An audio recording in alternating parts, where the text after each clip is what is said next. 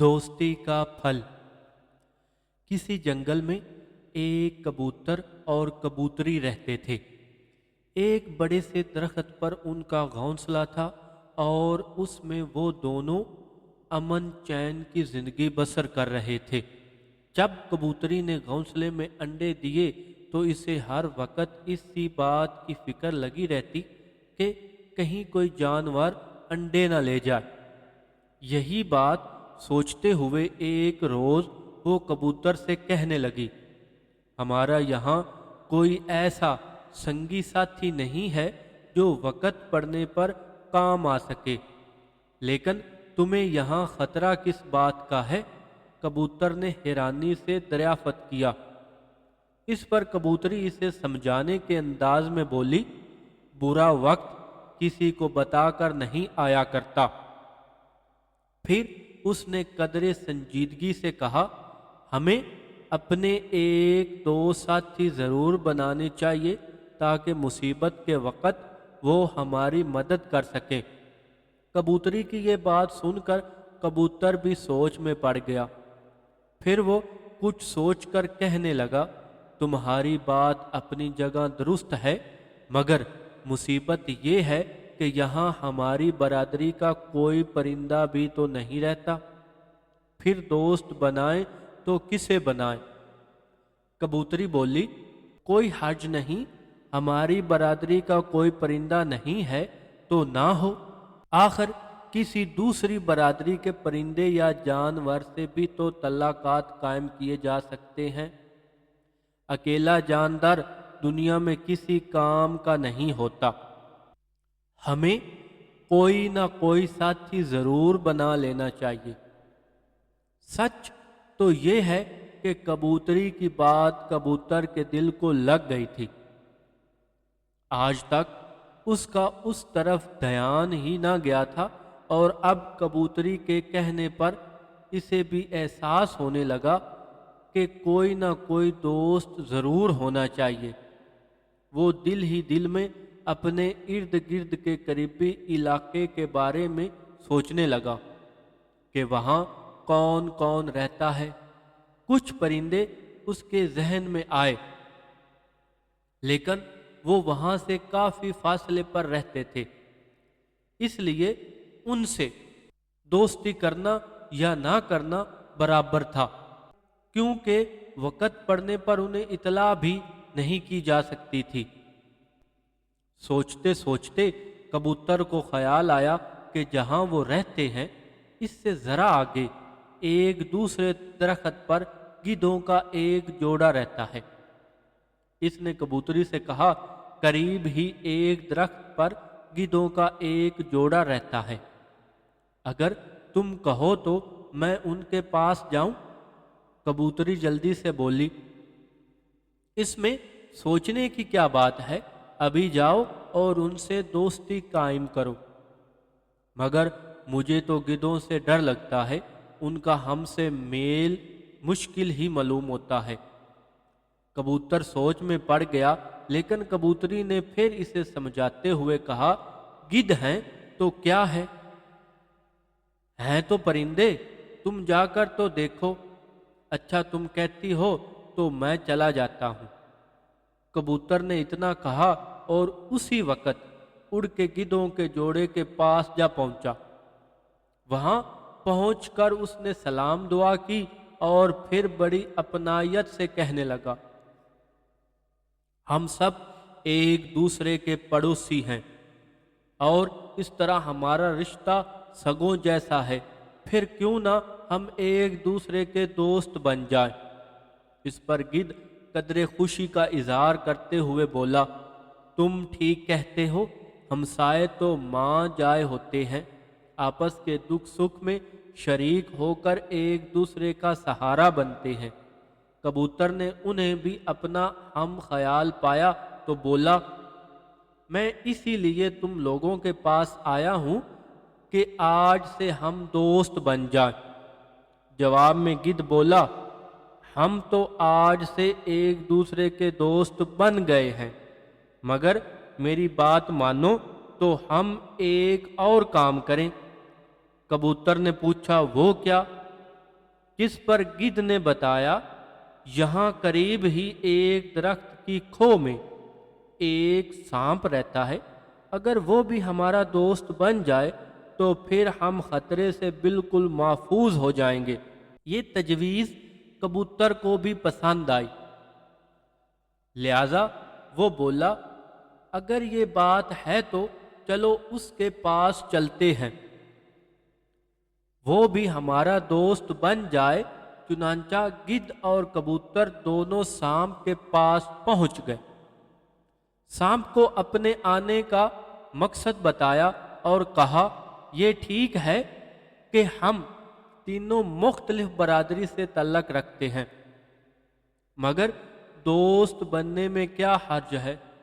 دوستی میں تو کوئی پابندی عائل نہیں ہوتی۔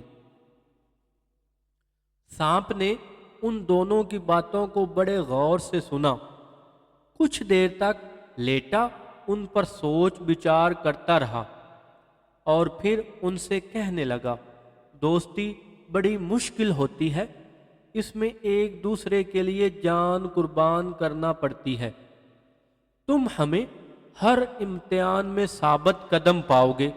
دونوں نے با یک زبان سانپ سے کہا۔ اس پر سانپ بولا اگر یہ بات ہے تو مجھے تم دونوں کی دوستی منظور ہے، آج سے ہم تینوں دوست ہیں اور وقت پڑنے پر ایک دوسرے کی پوری مدد کریں گے۔ بالکل ایسا ہی ہوگا۔ اس طرح کبوتر، گدھ اور سانپ کی دوستی ہو گئی۔ اب کبوتری مطمئن تھی کہ وہ اکیلے نہیں رہے، ان کے دوسرے ساتھی بھی ہیں۔ دن گزرتے گئے، کبوتری نے جو انڈے دیے تھے اب ان کی جگہ ننھے منھے بچوں نے لے لی تھی۔ کبوتری اور کبوتر دن رات بچوں کی دیکھ بھال اور حفاظت میں لگے رہتے۔ ایک روز ایک شکاری اس طرف آ نکلا، وہ صبح سے مارا پھر رہا تھا لیکن کوئی شکار اس کے ہاتھ نہیں لگا تھا۔ وہ اسی درخت کے نیچے آ کر کھڑا ہو گیا جس پر کبوتر اور کبوتری نے گھونسلہ بنا رکھا تھا۔ اس نے دل میں سوچا خالی ہاتھ گھر جانا اچھی بات نہ ہوگی، کیوں نہ کسی گھونسلے سے کسی جانور کے بچے ہی پکڑ کر لے چلوں، کچھ تو مل جائے گا۔ اتنا سوچ کر اس نے ارد گرد سے درخت کا جائزہ لیا تو اسے اس پر ایک گھونسلہ دکھائی دیا۔ گھونسلہ دیکھ کر اس نے اپنے تجربے سے اس کا اندازہ بھی کر لیا کہ گھونسلے میں کسی پرندے کے بچے بھی موجود ہیں۔ اسی وقت شام ہونے کو آئی تھی اور آہستہ آہستہ چاروں طرف اندھیرا پھیلنے لگا تھا۔ یہ دیکھ کر شکاری کے ذہن میں ایک ترکیب آئی۔ اس نے سوچا اگر میں درخت کے نیچے آگ جلا دوں تو روشنی میں درخت پر گھونسلہ تلاش کرنے میں آسانی رہے گی۔ اس نے ادھر ادھر سے چند سوکھی لکڑیاں اور گھاس پھوس جمع کی اور پھر ان میں آگ لگا کر الاؤ سا روشن کر دیا۔ اس کے بعد وہ درخت پر چڑھنے کی تیاری کرنے لگا۔ ادھر درخت کے نیچے شکاری یہ تیاری کر رہا تھا اور ادھر درخت پر بیٹھے ہوئے کبوتر اور کبوتری یہ سب کچھ دیکھ رہے تھے۔ وہ شکاری کی نیت بھانپ گئے تھے اور اب اپنے بچوں کو بچانے کی ترکیبیں سوچ رہے تھے جو ابھی اتنے چھوٹے تھے کہ اڑ بھی نہ سکتے تھے۔ کبوتر کبوتری سے کہنے لگا میں ابھی اپنے دوستوں کو خبر کرتا ہوں اور انہیں جلد بلا کر لاتا ہوں۔ اس پر کبوتری کہنے لگی یہ درست ہے کہ تم اپنے دوستوں کو بلا لاؤ گے اور یہ بھی ٹھیک ہے کہ وہ ہماری مدد کو آ بھی جائیں گے، لیکن بہتر یہ ہے کہ ہم پہلے خود کوشش کریں، ہو سکتا ہے دوسروں کی مدد کے بغیر ہی یہ مصیبت ٹل جائے۔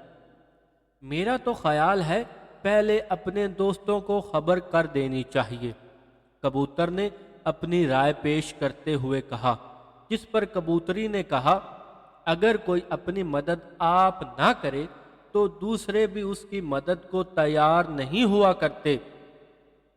ہاں، اگر ہم اس کا مقابلہ کرنے میں ناکام ہوں تو پھر تم اپنے دوستوں کو ضرور بلا لانا، مگر پہلے ہمیں خود ہی کچھ کرنا چاہیے۔ شکاری آگ جلا چکا تھا اور اب اس نے اس کی روشنی میں درخت پر چڑھنا شروع کر دیا تھا۔ کبوتری نے جب اسے درخت پر چڑھتے ہوئے دیکھا تو کبوتر سے بولی، اگر ہم آگ بجھا دیں تو شکاری اندھیرے میں ہمارا گھونسلہ نہیں ڈھونڈ سکے گا۔ مگر قدرے فکر مند ہوتے ہوئے بولا، تم آؤ تو صحیح، ہم کوشش کرتے ہیں۔ کبوتری نے اتنا کہا اور وہ دونوں بجلی کی سی تیزی سے اڑ گئے۔ قریب ہی دریا بہہ رہا تھا۔ ان دونوں نے دریا پر پہنچ کر اپنے پروں میں پانی بھرا اور پھر ان کی آن میں واپس آ کر وہ پانی جلتی ہوئی آگ پر چھڑک دیا۔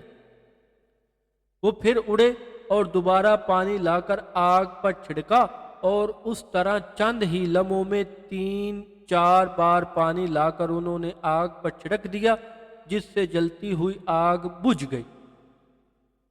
درخت پر چڑھتے ہوئے شکاری نے جب دیکھا کہ آگ بجھ گئی ہے اور اندھیرے میں گھونسلہ تلاش کرنا مشکل ہے تو نیچے اتر کر اس نے دوبارہ آگ جلائی اور پھر سے درخت پر چڑھنے لگا۔ ادھر کبوتر اور کبوتری نے جب دیکھا کہ آگ دوبارہ روشن ہو گئی ہے تو وہ پھر سے بھاگے بھاگے دریا پر گئے اور پہلے کی طرح پروں میں پانی بھر بھر کر لا کر اس پر چھڑکنے لگے، اور اس طرح چند ہی لمحوں میں انہوں نے پھر آگ بجھا دی۔ شکاری ایک بار پھر درخت پر چڑھتے چڑھتے رک گیا۔ کچھ اندھیرا ابھی بڑھ چکا تھا اور روشنی کے بغیر درخت پر چڑھنا ممکن نہیں تھا۔ اسے آگ پر رہ رہ کر غصہ آ رہا تھا کہ یہ اپنے آپ بجھ کیسے جاتی ہے۔ وہ غصے میں کھولتا ہوا پھر درخت سے نیچے اترا اور ایک بار پھر ادھر ادھر سے لکڑیاں جمع کر کے ان میں آگ لگا دی۔ اس دفعہ اس نے موٹی موٹی لکڑیاں جمع کی تھی تاکہ جلنے کے بعد آگ بجھ نہ سکے۔ کبوتر اور کبوتری نے جب یہ دیکھا کہ اس دفعہ کی آگ بجھانا ان کے بس کی بات نہیں تو وہ بہت گھبرائے۔ اب دوستوں کی مدد ضروری تھی۔ چنانچہ کبوتری نے کبوتر سے کہا، اب دوستوں سے مدد لینے کا وقت آ گیا ہے، جلدی جاؤ اور اپنے گدھ دوست کو مدد کے لیے بلا لاؤ۔ یہ سنتے ہی کبوتر آن کی آن میں گدھ کے جوڑے کے پاس پہنچا اور انہیں ساری بات بتا کر کہا، اب مجھے تم لوگوں کی مدد کی ضرورت ہے۔ گدھ نے آؤ دیکھا نہ تاؤ، سارے کام چھوڑ کر کہا، چلو ہم ابھی چلتے ہیں، دوستی کس روز کام آئے گی۔ کبوتر گدھوں کے جوڑے کو ساتھ لے کر آیا تو انہوں نے دیکھا کہ آگ پوری طرح جل رہی تھی اور اس کی روشنی میں شکاری درخت پر چڑھ رہا تھا۔ دونوں گدھ کبوتر اور کبوتری کے ساتھ جلدی جلدی دریا پر گئے اور انہوں نے اپنے بڑے بڑے پروں میں پانی بھر کے لا کر آگ پر پھینکنا شروع کر دیا۔ اسی طرح دیکھتے ہی دیکھتے چند لمحوں میں جلتی ہوئی آگ بجھ گئی۔ یہ دیکھ کر شکاری تلملا کر رہ گیا۔ مصیبت یہ تھی کہ اب اندھیرا بہت زیادہ ہو چکا تھا، پھر یہ بھی تھا کہ شکاری بار بار درخت پر چڑھنے اترنے میں تھک چکا تھا، اس لیے اس نے دل میں سوچا اب آگ جلانا مشکل ہے، بہت رات ہو گئی ہے، کیوں نہ رات یہیں بسر کر لوں، صبح آسانی سے بچے نکال کر لے چلوں گا۔ یہ سوچ کر وہ درخت سے تھوڑی دور زمین پر کپڑا بچھا کر لیٹ گیا۔ کبوتر اور گدھ نے جب یہ دیکھا کہ شکاری وہیں پر رات بسر کرنے کا ارادہ رکھتا ہے اور سونے کی تیاری کرنے لگا ہے تو وہ جان گئے اس کی نیت ٹھیک نہیں ہے، یہ صبح ضرور گھونسلے میں سے بچے نکال کر لے جائے گا۔ یہ جان کر وہ کچھ دوسری ترکیبیں سوچنے لگے۔ کبوتری نے رائے دی، میری مانو تو تم دونوں اپنے دوست سانپ کے پاس جاؤ، اس وقت وہی ہماری مدد کر سکتا ہے۔ ہاں، وہ یقیناً اس وقت ہمارے کام آ سکتا ہے۔ مادہ گدھ نے بھی کبوتری کی رائے پسند کی۔ کبوتر اور گدھ دونوں تھوڑی ہی دیر میں اپنے دوست سانپ کے پاس پہنچ گئے۔ وہاں پہنچ کر انہوں نے شروع سے آخر تک اسے ساری بات بتائی اور پھر کہا، اس وقت شکاری وہیں سویا ہوا ہے اور ہمیں ڈر ہے کہ وہ صبح ضرور بچے نکال کر لے جائے گا۔ سانپ لیٹے لیٹے سوچنے لگا تو کبوتر بولا، اب صرف تمہاری مدد ہی میرے بچوں کی زندگی بچا سکتی ہے، ہم اسی لیے تمہارے پاس آئے ہیں۔ گدھ نے بھی کبوتر کی حمایت کرتے ہوئے کہا۔ سانپ بڑے غور سے ان کی باتیں سن کر کہنے لگا، تم لوگ گھبراؤ نہیں، اس وقت تم دونوں جاؤ، میں صبح سارا بندوبست کر لوں گا، جیسے تمہاری مرضی۔ گدھ اور کبوتر نے کہا اور دونوں واپس گھونسلے میں آ گئے۔ وہاں آ کر انہوں نے کبوتری اور مادہ گدھ کو ساری بات بتائی اور کہا کہ سانپ نے ہمیں مدد کرنے کا یقین دلایا ہے، وہ ضرور اپنی دوستی نبھائے گا۔ اس کے بعد وہ چاروں کے چاروں درخت پر بیٹھے بیٹھے صبح کا انتظار کرنے لگے۔ شکاری رات بھر بڑے مزے سے سویا اور جب صبح ہوئی تو وہ خوش خوش آنکھیں ملتا ہوا اٹھا کہ درخت پر چڑھ کر گھونسلے میں سے بچے نکالے اور اپنے گھر کی راہ لے۔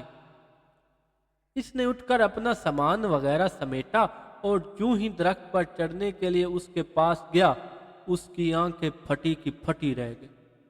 وہ حواس باختہ ہو گیا، گھبراہٹ اور خوف میں اسے اپنا ہوش تک نہ رہا۔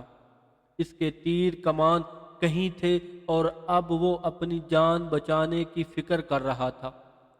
اس نے دیکھا جس درخت پر چڑھ کر اسے کبوتر کے گھونسلے سے بچے نکالنا تھے، اس درخت کے تنے کے ارد گرد بہت بڑا سانپ لپٹا ہوا اسے دیکھ دیکھ کر پھنکار رہا تھا۔ شکاری نے دل میں سوچا، جس طرح بھی ہو اپنی جان بچاؤ، بھاڑ میں جائے شکار۔ وہ اپنا سارا سامان چھوڑ چھاڑ کر الٹے پاؤں ایسا بھاگا کہ پھر پلٹ کر نہ دیکھا۔ وہ دن اور آج کا دن اس شکاری کا کہیں پتہ نہیں چل سکا، لیکن کبوتر آج بھی سکھ چین کی زندگی بسر کر رہے ہیں، اور یہ سب کچھ ان کی دوستی کا نتیجہ ہے۔ یہی وجہ ہے کہ آج بھی لوگ دوستی اور امن کے پیغام کے لیے کبوتر ہی استعمال کرتے ہیں۔